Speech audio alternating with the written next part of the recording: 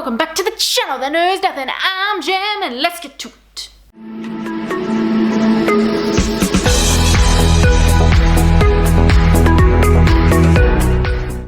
Today we're diving on into the chocolate book tag. Yum! Let's go!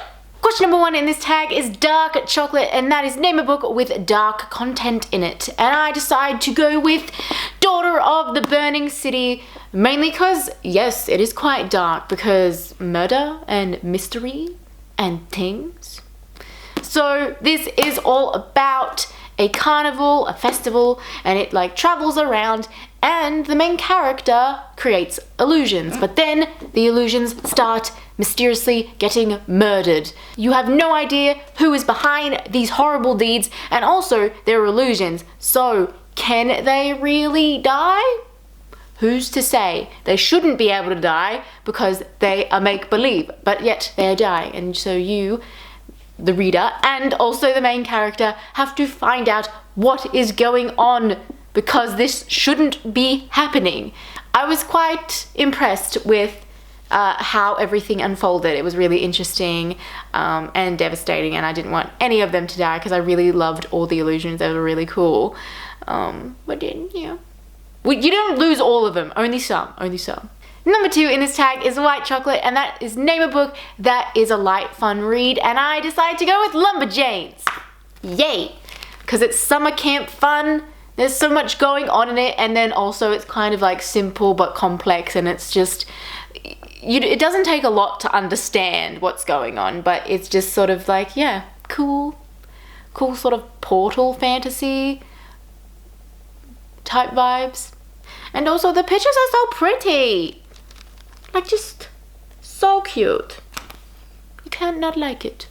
Number 3 in this tag is milk chocolate, and that is named a hyped up book or popular book that you really want to read.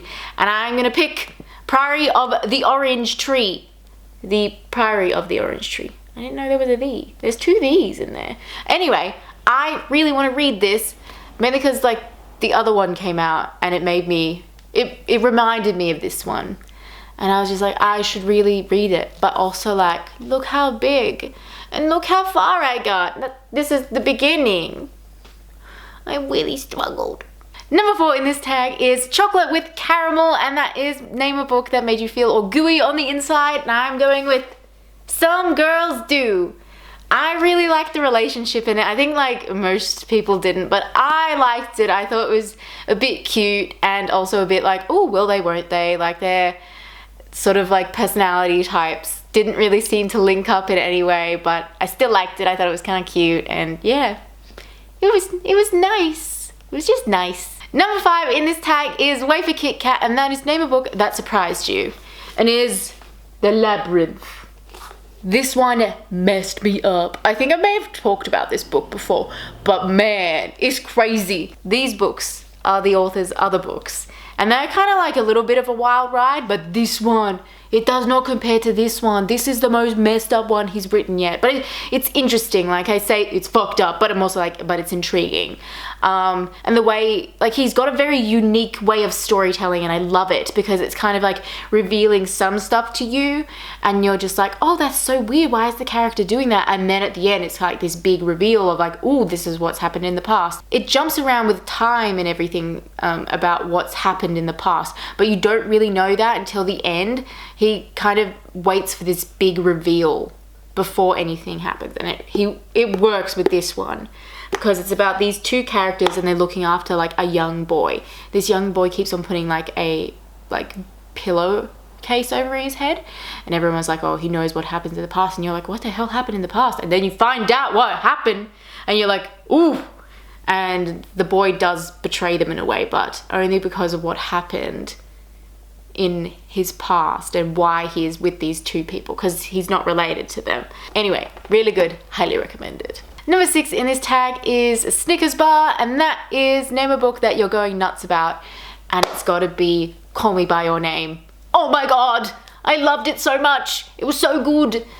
Like, I had seen the movie and I loved the movie, but oh, the book is just like, you know, so much better. In different ways, because I didn't know the story continued after that phone call, but it does.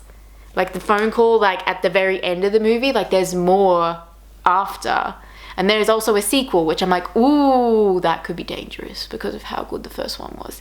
And I really loved it. It's like tragically beautiful. And also people think it's kind of like a bit weird because of the age gap, but I don't think it's as weird as people make it out to be.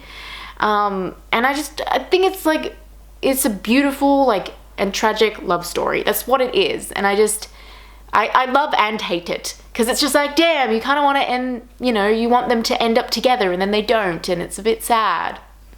It's nowhere along the lines of like Romeo and Juliet, but that's how it feels because they don't end up together. They're not dead, but like, oh, you just wanted it to work out. Just wanted them to be together and happy. Number 7 in this tag is hot chocolate with whipped cream and marshmallows. And that is your favorite comfort read. And I've got to go with Percy Jackson. All of them. Love. All of them all at once. Yes, let's go. Number 8, which is the final question in this tag, is a box of chocolates, and that is name a book that has a little bit of everything for everybody. And I decided to go with Six of Crows because I think it does. It's got romance, it's got like a heist, it's got like tension, it's got like a bit of a mystery, it's got multiple layers. It's an onion, this book. This one and the second one I do really love, even though the second one is highly problematic to me because they fucking kill off my main character that I love the most. Not the most, but one of my faves gets yeeted and I was not happy about it.